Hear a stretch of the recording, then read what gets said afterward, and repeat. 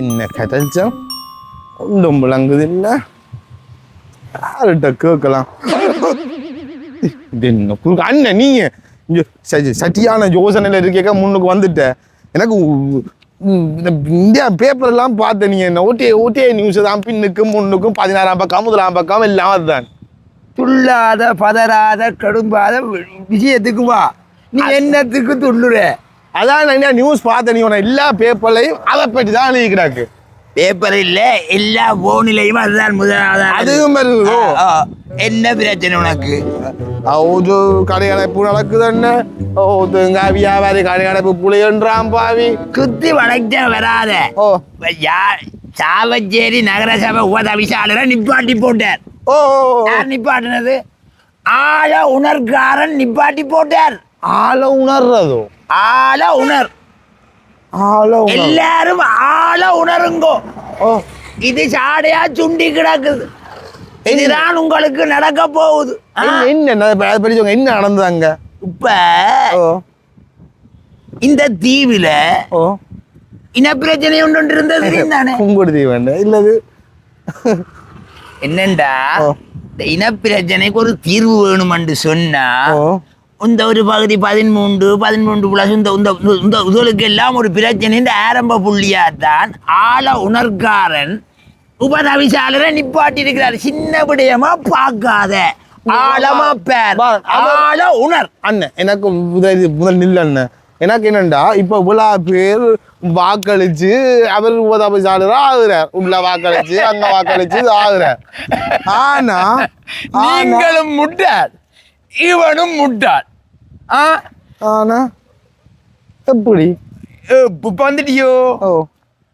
ஒரு ஆழ உணர்காரன் அதிகாரம் எந்த அளவுக்கு இருக்குதுன்னு சொன்னா நீங்கள் முதலமைச்சரை தெரிவு செய்தாலும் ஆழ உணர்காரன்ட்டு அதிகாரம் இருக்கும்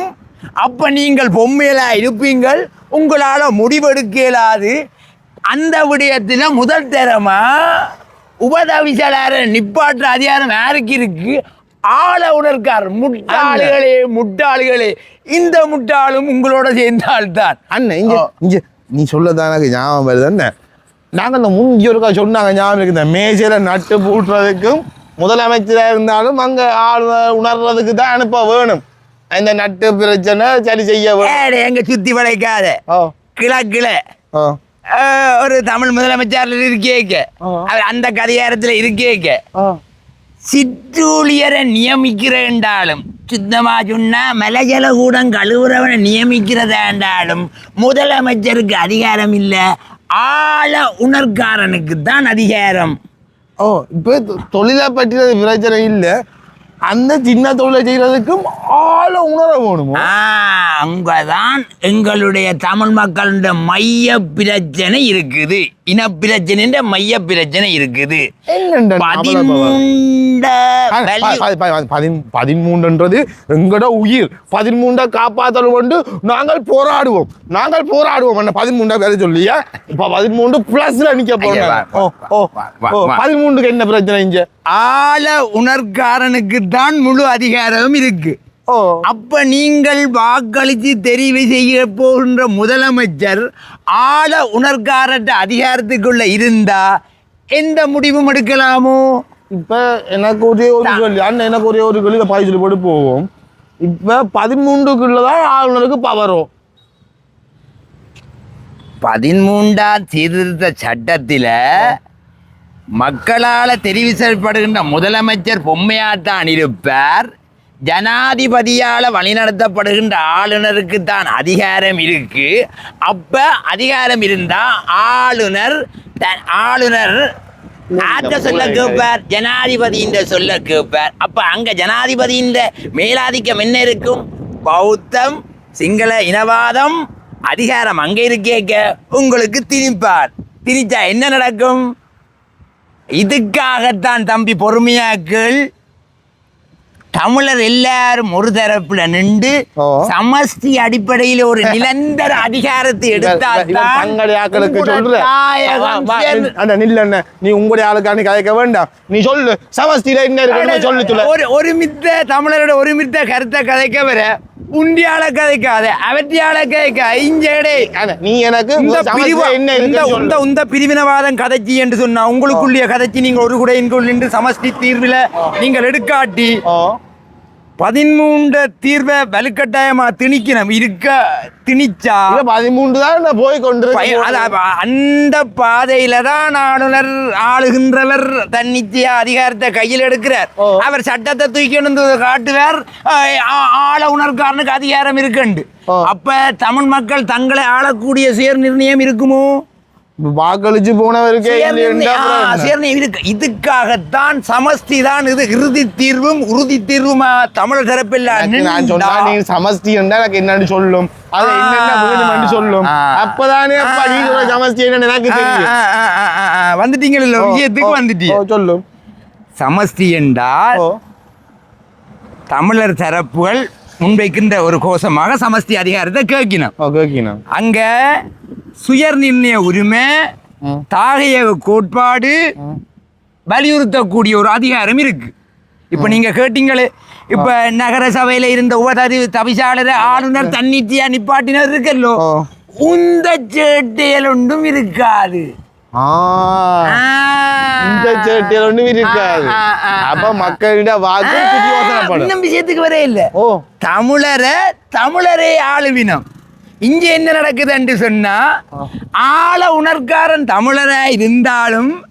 அவர் ஜனாதிபதியின் கைக்கூலியா இருப்பார் இருக்கிறாரோ அவர் ஊதுகுழலா இருந்து எல்லாத்துக்கையும் விளையாட்டு அது என்ன சொல்லுவாங்க அது என்ன சொல்லணுமா கொண்டுக்காத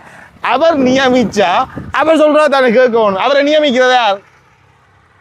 வந்துட்டாய் அப்ப ஜனாதிபதி நேரடியா இவரை வச்சு இயக்குறது அப்ப இந்த விஷயம் அவருக்கு தெரிஞ்சு அவர் இயக்கி இது நடந்திருக்கின்றீங்க இப்ப பாருங்கோ தமிழர்ல நீங்க சொல்றீங்க எப்படியான ஆளை தெரிவு செய்து எடுக்கிறேன்னு சொன்னா ஒரு அரசு அதிகாரியா முதல் நல்ல ஊழலற்று ஒன்றும் இல்லாம சுயமா இயங்கி கொண்டிருந்த ஒரு தடவை எடுத்து நல்ல கதிரையை கொடுத்து பேந்து தாங்கள் சொல்லுதை செய்யுங்கன்னு சொன்னா உலகத்துக்கு சொல்லலாம் இல்லையே ஐயோ ஆள உணர்காரன் ஒரு தமிழரா இருக்கிறார் அது சரி ஆனா ஆட்ட சொல்ல கேட்கிறார் சிங்கள பௌத்த மேலாதிக்க ஜனாதிபதியின் ஊதுகுழலா இருந்தா உங்களோட பிரச்சனை எடுபடுமே நாசமா போனதே வைமுண்டு கேட்கிறீங்களே ஆளுநருக்கு அதிகாரத்தை கொடுக்கறது தானப்பா கேட்கிறீர்கள் அப்போ ஒரு குடையில நின்று சமஷ்டிதான் உங்களுக்கான தீர்வண்டு எல்லா தமிழ் தரப்புகளும் சாவச்சேரியில இருக்கிற உபதவியாளர் மாதிரித்தான் யாழ் மாநகர ஜவர மேயருக்கும் பெறும் தவியாளருக்கும் பெறும் நீங்கள் வாக்களிச்சன்னு அழிக்காட்டி எம்பியை பற்றி கேட்க போறான் பயந்துட்டேன் அதை விடுங்க இப்ப நாங்கள் சமஷ்டிக்கிற வந்தால் எங்களுக்கு காணி அதிகாரம் இருந்தானே போலீஸ் அதிகாரம் இருந்தானே அப்ப நாங்கள் ஃபுல்லா எங்களை பார்த்து கொள்ளலாம் எங்களுக்கு அந்த தன்மை இருக்குத்தானே அப்ப ஏன் எல்லாரும் ஒரு கூட எங்கள் வருகிறோம் இல்லை எல்லாரும் யோசிக்கிறோம் இல்லை என்னையும் செய்துதான் சொல்றேன் எல்லாத்தையும் மறந்துட்டேன் இப்ப என்ன பிரச்சனைண்டா இந்த சமஷ்டி அதிகாரத்தை வலுவிழக்க செய்து அந்த அதிகாரத்தை வரவிடாம மாயை நிலையில உங்களுக்கு காணி அதிகாரம் இருக்கு போலீஸ் அதிகாரம் இருக்கு 13 இருக்கு ஆனா இல்ல அங்கேயும் இதே ஆள உணர்காரன் மாதிரி தான் போலீஸ் அதிகாரத்தின் முடிவெடுக்கிறது எங்க போகுது அது சரி என்ன மத்திக்கு போகுது ஒரு அண்ணன் நீ சொல்ற இப்பதான் விளங்குது ஒரு மாகாண சபைய ஆளுநருக்கு மாகாண சபை மக்களால் தெரிவிச்சுட்டு மாகாண சபை கொண்டு முதலமைச்சர் வந்தாலும் ஆள உணர்காரருக்கு பதவி அந்த அதிகாரம் கூட இருக்கு எவ்வளவு தூரம் இருக்குன்னா நகர சபை வரைக்கும் ஆதிக்கம் செலுத்துற அளவுக்கு இருக்கு என்ன கரைச்சல் என்ன நகர சபை வரைக்கும் அப்ப வாக்களிக்கிற மக்களின் விருப்பு வெறுப்புக்கு நடக்குமோ அது சரி இப்ப நான் இப்ப என்ன சொல்லுவேன் கடைசியா முடிச்சு விடுங்க என்ன சொல்ல போனது நான் தமிழர் தரப்பெல்லாம் சமஷ்டி தான் எங்களுக்கான தீர்வண்டு ஒரு குடையின் கீழ் நின்று அந்த அதிகாரத்தை பெற்றுக்கொள்ள வேணும் மாஜஜாலம் போட்டுக்கொண்டு 13க்குள்ள எல்லாம் கிடக்கின்றது முற்று முழுதான பொய் என்றதை எங்கட உபதவிசாளர் என்ற பதவி பறிப்பினூடாக சுட்டி காட்டி கிடக்கு. ஓகே, இதை காரணம் வச்சு கொண்டு விழிப்புணர்வா நீங்கள் சமஸ்தியை நோக்கி நகராட்டி தொடர்ந்து வாக்களிச்ச எல்லாரும் உங்களோட கையில் அதிகாரம் இல்லை பெறட்டே தம்பினான். சரி, நன்றியா. சுருட்டையும் பார்த்த முடியும்.